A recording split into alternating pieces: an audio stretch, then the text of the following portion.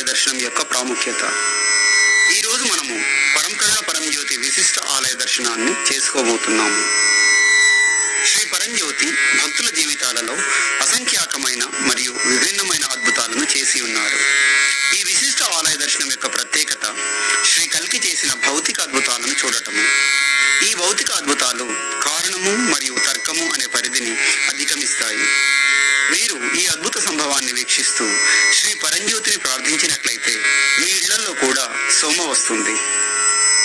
అద్భుతాలను చూసినప్పుడు, చదివినప్పుడు, విన్నప్పుడు మరియు ఇతరులతో పంచుకున్నప్పుడు అవి ఎన్నో రెట్లు పెరుగుతాయి.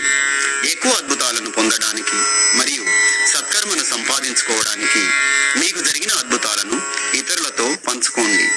మీరు ఈ అద్భుతాన్ని విని ఆలయ దర్శనం చేసుకున్నట్లయితే మీ జీవితంలో కూడా అద్భుతాలు జరుగుతాయి. మనము ఆలయంలోకి ప్రవేశించే ముందు ఈ అద్భుతాన్ని శ్రద్ధగా వింటాము. నమస్తే, నేను సోమదీక్ష అనుభవాన్ని పంచుకోవాలనుకుంటున్నాను.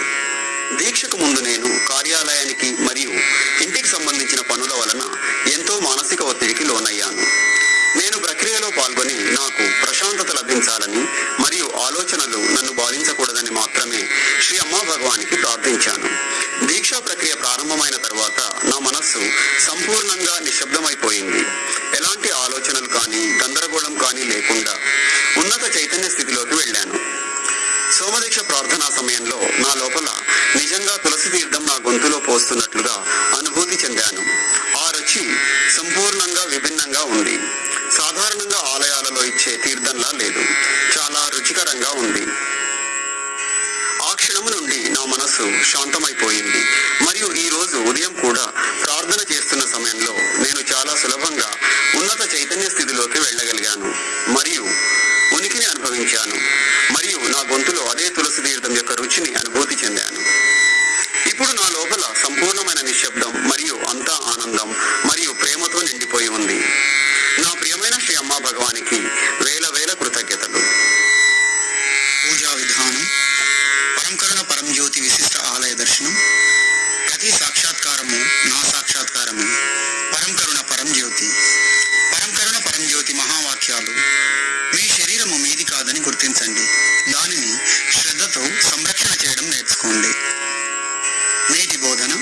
ప్రేమను అనుభవించడం మాత్రమే కాదు, వ్యక్తపరచాలి. శ్రీ అమ్మా భగవాన్. ఈరోజు మనము శ్రీ పరంజ్యోతి చేసిన భౌతిక అద్భుతాలను చూడబోతున్నాము. నమస్కార ముద్రలో ఉండి గంటలు మ్రోగడంపై దృష్టిని నిలపండి.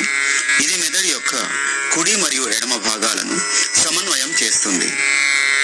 మీరు ఈ అద్భుతాలను వీక్షిస్తూ మీ ఇళ్లలో భౌతిక అద్భుతాలు జరగాలని శ్రీ పరంజ్యోతిని ప్రార్థించండి. విశుద్ధి చక్రాన్ని సక్రియం చేయడం. ఈ రోజు మనము విశుద్ధి చక్రంపై దృష్టిని నిలుపుతాము. ఇది ముదురు నీలం రంగులో 16 రేకులను కలిగిన పద్మం ఆకారంలో ఉంటుంది. దీనిలో జ్యోతిని కలిగిన నీలిరంగు అర్ధచంద్రాకృతి ఉంటుంది. ఇది కంఠం స్థానంలో ఉంటుంది. ఈ చక్ర ధ్యానము మీకు పవిత్రతని ప్రసాదిస్తుంది. శంఖానాదం వింటున్నప్పుడు పూజా అనుగ్రహాన్ని అందుకోండి. పరంకరుణ పరంజ్యోతికి మీ కృతజ్ఞతలు తెలియచేయండి.